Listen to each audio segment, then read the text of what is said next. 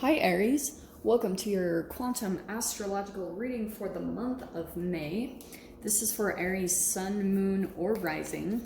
And just keep in mind that these are general readings. We're going to go over the planetary movements that are going to be going on during the month of May. I haven't done these in quite a while, but there's enough planetary shifts and things going on that I thought it'd be good to bring it back, just kind of a general overview, okay? So, if you guys are wanting to book a one-on-one reading, my website information is down below in the description box. Just go ahead and subscribe your email there, and that way you will always get an email notification whenever my availability opens up. And as always, thank you guys so much for liking, subscribing. Thank you for all the ways that you've supported the channel. And let's go ahead and dive in. We're gonna start with, okay. If you guys might have seen blasted all over the internet. So this is an interesting card. Okay.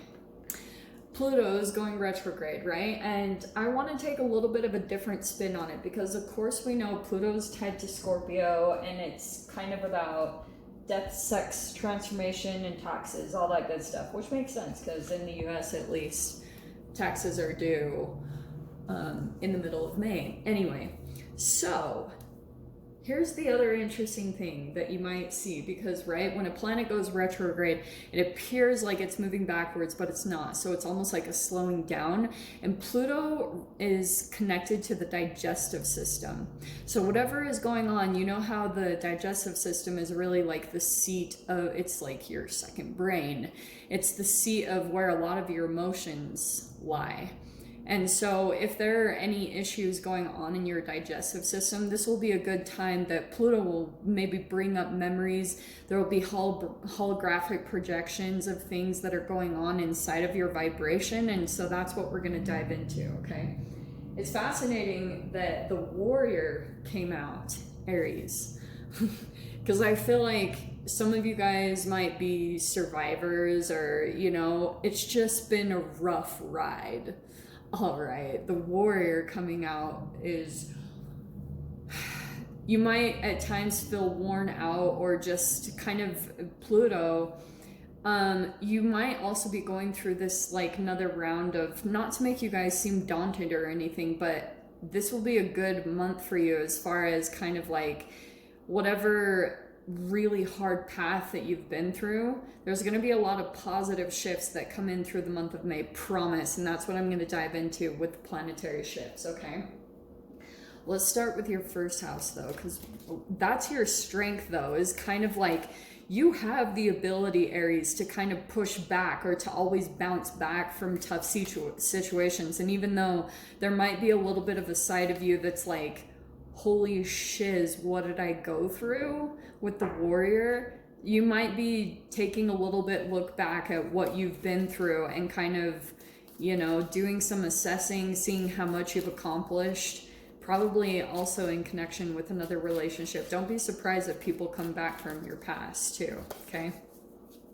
So let's dive in. Let's start with your first house. Okay. All right, yours are just all over the place. Let me grab, hold on. Okay.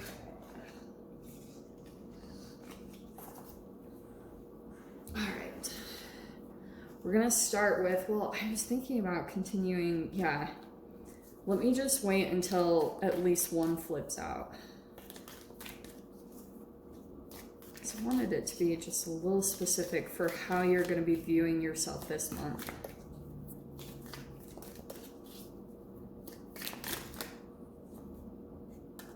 Okay. There we go. Well, that is perfect energy to come out first. You have the Queen of Wands. There's your own energy. So the way that you're going to be seeing yourself is, right, look at the words. Maybe generous, but you're going to be pulling from your inner strength. You'll have a lot of energy, tenacity, intellect on how to take charge of things, and it's coming into your house. So the way you're going to be seeing yourself this month, you might be like very attractive, but more than anything, you're going to have a lot of confidence, like to accomplish something, to kind of transform something in your life. You're just going to have more drive, more motivation, more determination to kind of push forward. And maybe that's because other things around you are kind of helping you to feel that way. There could be some new energies that you're experiencing. And also some of you guys might be building up some confidence when it comes to some type of creativity, a passion or a hobby. And that's helping you to feel very like maybe attractive on the outside, but also building your confidence on the inside. So in your second house, we have the Magician. Cool. So that's your second house of finances. So there could be some things that you're like manifesting specifically when it comes to your finances. There's nothing that I can see specifically with your second house. There's at least no planetary movements, but it looks like just depending on like, I think your confidence being, you know, at the level you're at is going to help you really strong to manifest whatever you're desiring in your finances, whether it's just financial security or maybe anything connected to finances. It feels like you're going to be feeling a little bit more like it comes to you a little bit better because of your confidence, because of something that you're taking action on, because this is a lot of action, drive, okay? In your third house is the Eight of Cups.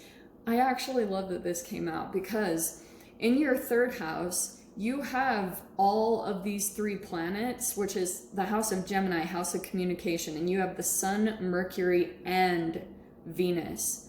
So when it comes to communication, there's probably going to be a big highlight on some type of communication that happens this month. Especially with the Sun and Venus, it feels like there's some very positive information that's going to come into you, or you're going to be communicating with someone and it's going to help you officially leave something behind, okay? Leaving behind something that has dissatisfied you. Maybe that's like current like connections that you've had a hard time completely cutting contact with or cutting ties with. This communication that comes in is totally going to help you because the Pluto retrograde, again, is tied to that, because that can be deep psyche stuff, deep transformational things that come up to the surface. So it might come in through communication, and you might not think it's not very much, but the communication is going to be so significant in helping you to understand your life more, understand why things have made your life so much more challenging, and help you to get more clarity on what you need to leave behind. And that is priceless. Like when it just comes to mental clarity, you know? In your fourth house, we have the Ace of Cups. Okay, so you might be experiencing some new love in your home or some new emotions.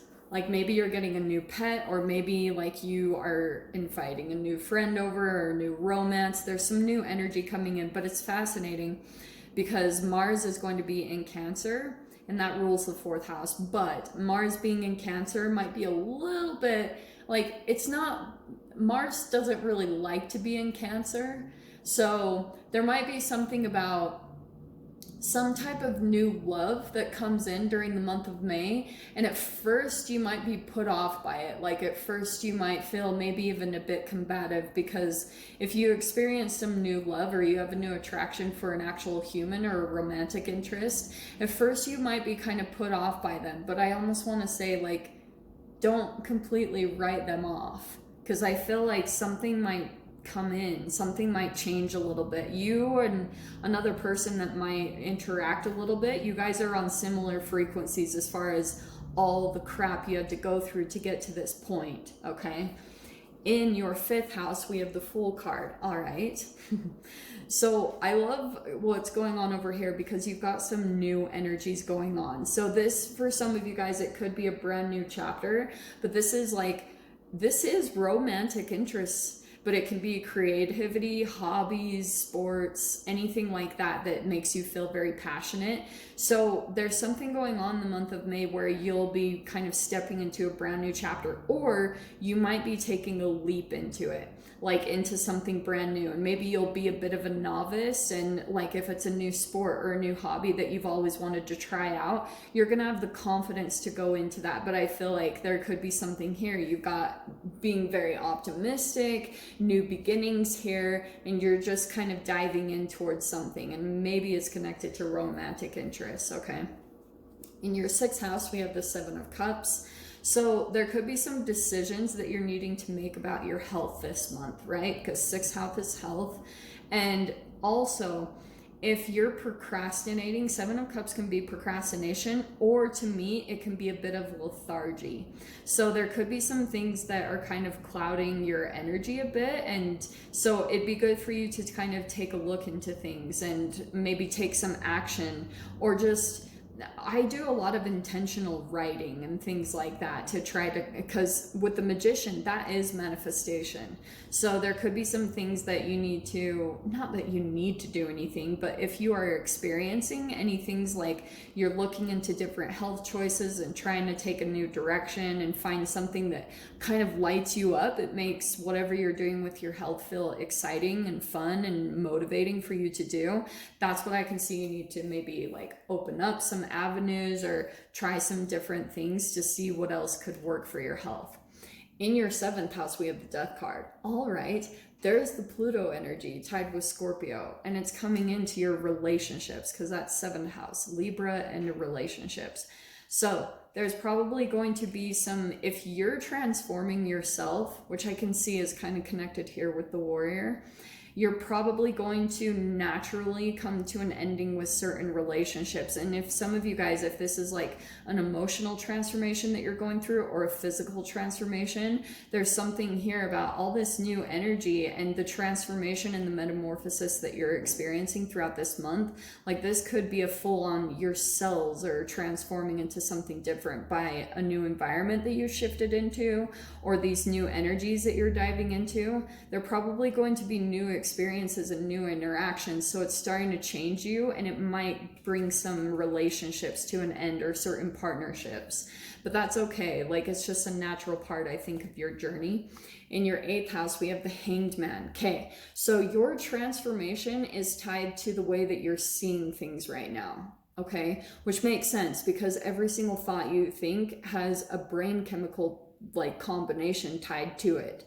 That's how your body works. So if you are perceiving things, as pretty much this whole month is all about your perception, your perspective, how you're viewing things, how you're viewing the world, and that's really shifting your chemical makeup. It's altering you to maybe like appear to be more beautiful, or like it really does affect your physical appearance, and especially internally.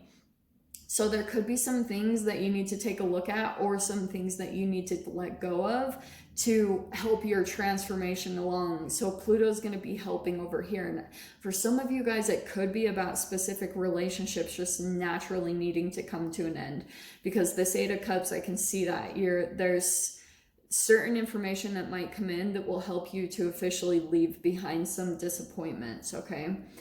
In your ninth house, we have the Seven of Swords. Okay, so that to me is kind of talking about, this is intellect, higher ideals, philosophy, religion, travels. It's like higher education, right? So there could be some things about the Seven of Swords that you're maybe going through a bit of self-deception, like, or, you know, like if you have some ideals that you want to take action on, or things that you want to kind of research into, or maybe even travels, there could be something here where you're dealing with some type of, you know, deception in some way, shape, or form.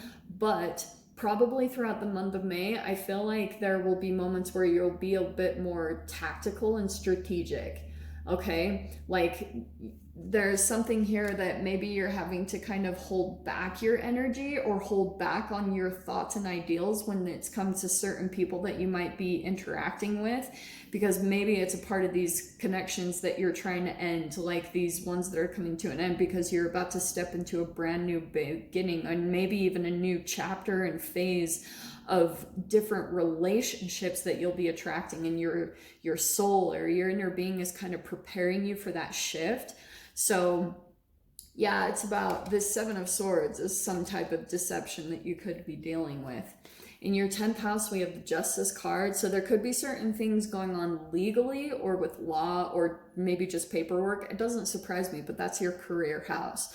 So there could be something coming up about, this could be taxes. So there's maybe some of you guys, something going on with, like, I don't know, I wish it was more exciting, but it's just pretty much talking about that Oh, also, some of you guys could be looking at how much you're balanced or imbalanced in your current career. That's a big time emphasis, because that also could be like affecting relationships or vice versa, because there's a certain entanglement that's connecting all around, if that makes sense, like the frequency of certain relationships that you're attracting and how they're tied to your satisfaction or how balanced and even you feel in your current career.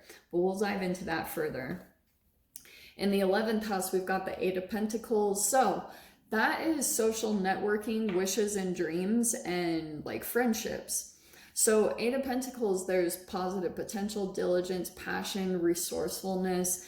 I feel like there could be certain people that you're working with, but when it comes to your dreams and wishes, I think it's focusing more on that, Aries, this month for you. It's just kind of like, use what you have around you. Like when it comes to certain things that you're trying to manifest, just put your head down and work on your passions. Like don't get too caught up in, I don't have this, it's not going to look perfect. Don't get caught up in the perfection, because it kind of like affects you maybe over here where you procrastinate on other things in your life.